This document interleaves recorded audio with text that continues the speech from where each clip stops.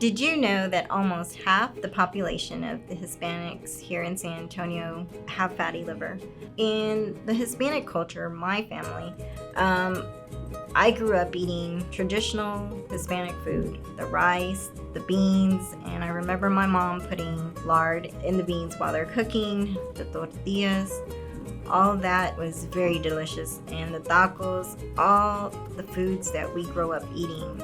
And as we got older, most of our, families, I know in my family, most of them had developed diabetes, hypertension, high cholesterol, not even knowing that later on in life, these are health conditions that we're going to develop. We just ate it because we loved it. Cultural wise, we don't think about it. It's just good. But unfortunately, when we go to that doctor's visit, when we're at 50, and we get that bad news. Hey, you're diabetic now. Hey, your blood pressure is out of control and your cholesterol is really high. Your triglycerides are at 800, and these things happen. And unfortunately, it's more likely in the Hispanic population. And what is fatty liver? It's fat that gets trapped in the cells of your liver.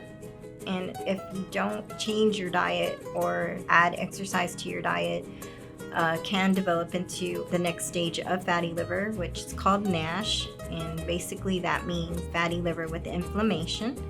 So what happens to that cell is becomes crowded. Just imagine yourself in a room and you're full of people in there. And it gets to the point where you can't stuff any more people in there and the walls start to fall down. So what happens to that cell is that it dies, becomes scar tissue.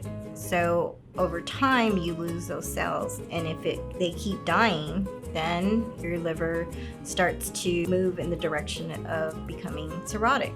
That's what we want to prevent. People don't realize they have fatty liver, and this is why we call it the silent killer.